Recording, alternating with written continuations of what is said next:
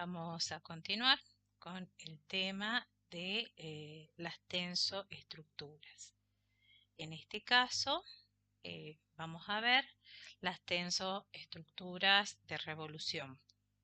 Acá vemos dos ejemplos, acá vemos cómo se arman esas tensoestructuras y este es el ejemplo del estadio de Marcaná.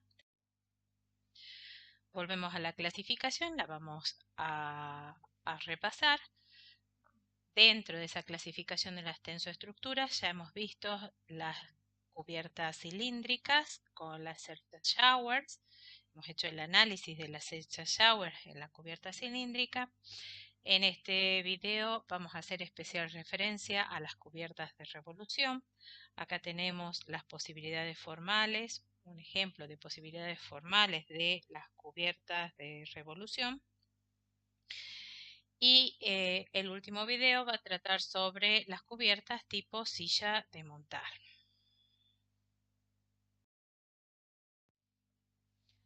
Ahora nos vamos a referir específicamente a las cubiertas de revolución, que es el tema que nos toca.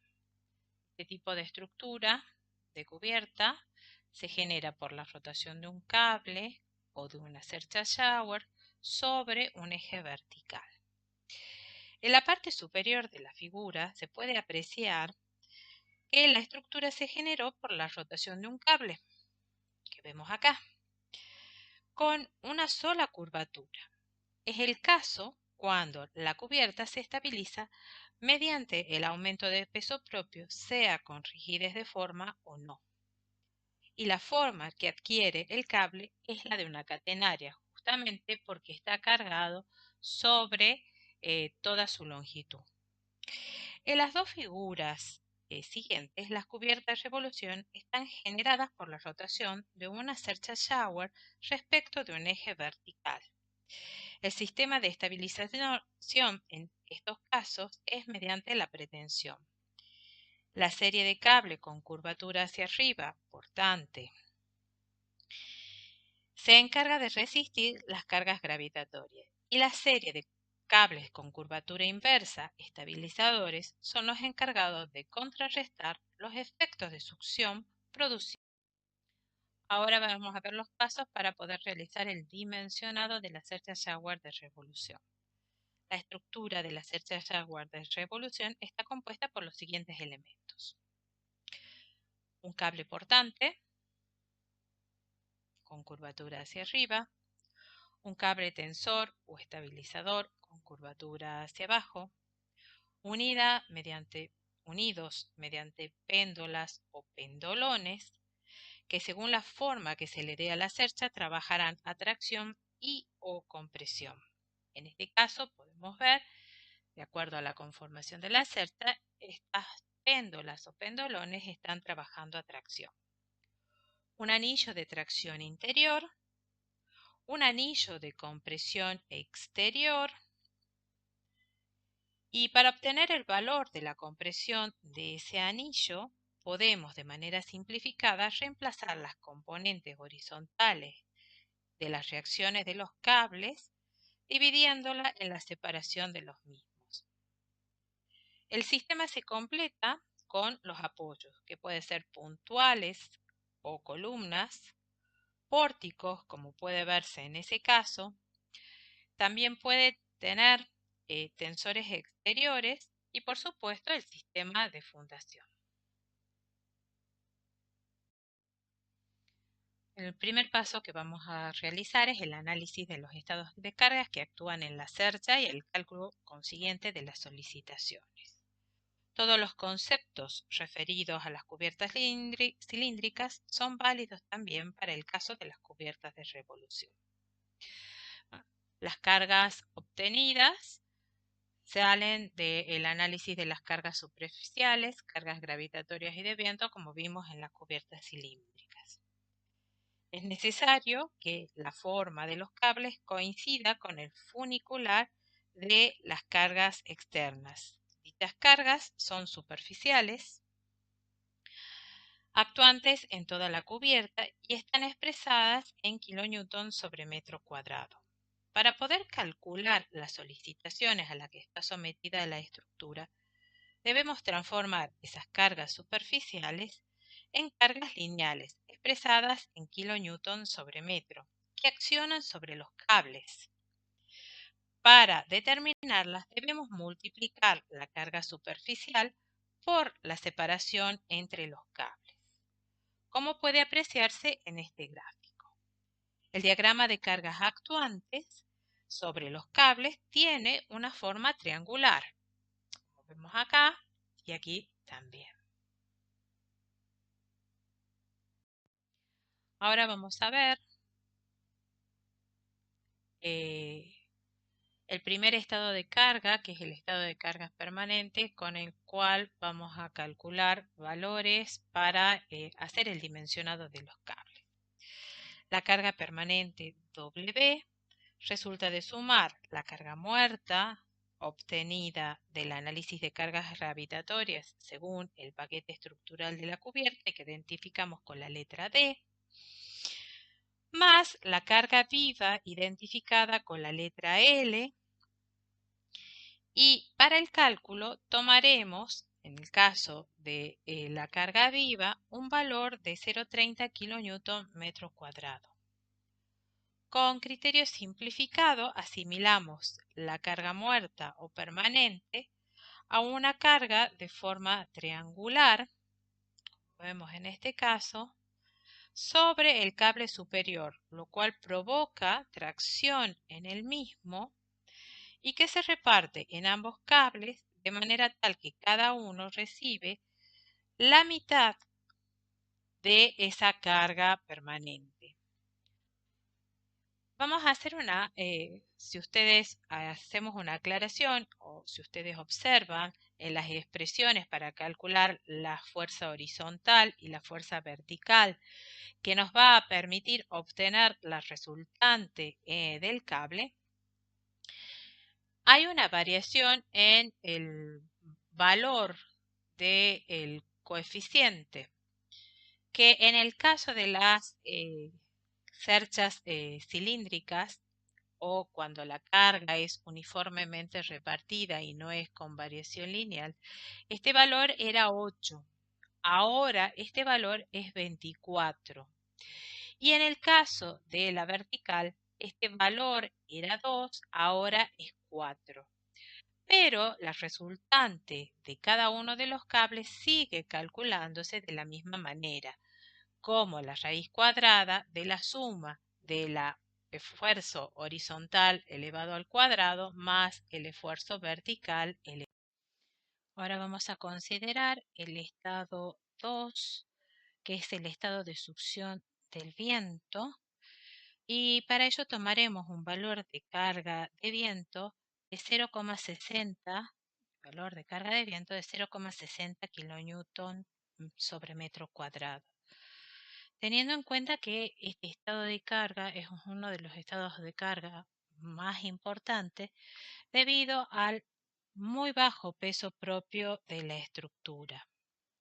Esta carga del viento debería ser calculada teniendo en cuenta los lineamientos que da el reglamento CIRSOC 102, Reglamento Argentino de Acción del Viento sobre las Construcciones. Al igual que para la carga muerta, se adoptará un criterio simplificado para considerar la carga de succión del viento, tomando una carga de viento de variación lineal triangular que tensa el cable inferior, pues la consideramos de abajo hacia arriba, y que se reparte entre ambos cables de manera tal que cada uno recibe una carga igual a B sobre 2, o sea, a la carga de succión del viento sobre 2.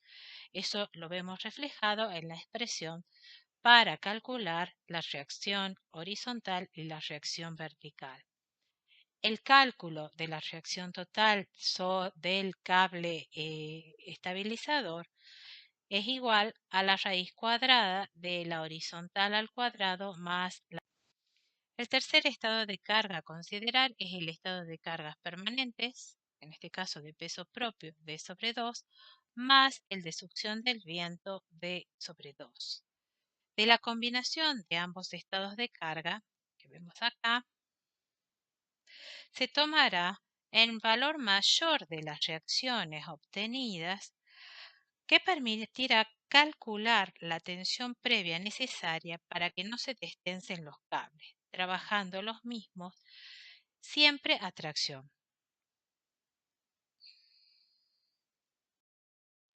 Vamos a ver ahora cómo obtener el valor de la tensión previa o tensión. Recordemos que la tensión previa hará trabajar ambas cuerdas con mecanismo de cable.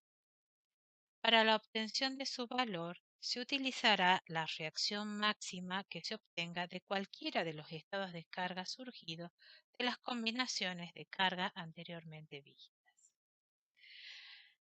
El valor de la reacción debida a la tensión previa tiene que ser mayor o igual a la reacción máxima obtenida multiplicada por el coeficiente de seguridad 1,5. Con esa reacción debida a la tensión previa, vamos a realizar el dimensionado de cable portante y estabilizador igual a como se lo hizo en el caso de las puertas cilíndricas. Paso siguiente, vamos a realizar el dimensionado de las péndolas, en este caso traccionada, debido a la forma que tiene la cercha. Se parte de la reacción máxima con la que se calcula una carga uniformemente distribuida que se reparte entre las diferentes péndulas, las que se dimensionarán acorde a los esfuerzos a los que se encuentran solicitadas, lo cual depende de la forma de la cercha. Entonces, lo primero que vamos a calcular es la carga de la péndola. Para calcular la carga de la péndola vamos a tener en cuenta la reacción máxima, la luz entre apoyos de la cercha y la relación flecha-luz de las cerchas. Y con la siguiente expresión obtenemos la carga de la péndola. ¿Cuál sería el esfuerzo en este caso de tracción que solicita la péndola? Va a ser igual a la carga máxima de la péndola multiplicada por la separación entre péndolas que hayamos determinado. Con ese valor de esfuerzo, en este caso de tracción de la péndola, se la dimensionará teniendo en cuenta el material que hayamos elegido para realizarla. ¿Qué formas pueden tomar estas cubiertas de revolución? Acá vemos 4 posibilidades formales, donde el cable estabilizador y el cable portante llegan a un único punto en el anillo de borde, o sea, hay un solo anillo de compresión. Vemos acá la posibilidad, en el corte, la posibilidad formal de esa cubierta, pudiendo colocarla el material de cubierta tanto en el cable superior como inferior. Vemos acá el caso de una cercha cóncava de revolución. La vemos aquí a la conformación de la cubierta. En este caso es muy parecido al anterior, nada más que los ángulos son distintos y hay un anillo intermedio que va a unir, o sea, voy a tener 3 anillos, 2 de tracción que serían los internos y uno de compresión exterior, que va a permitir esta forma de la cubierta. Y por último tenemos una cubierta de revolución de cerchas convexas donde vemos el anillo de tracción interior, el anillo de compresión exterior, en este caso son 2 anillos de compresión a donde llegan ambos cables. Aquí vemos el gráfico. 2 anillos de compresión exteriores de llegada del cable portante y el cable estabilizador.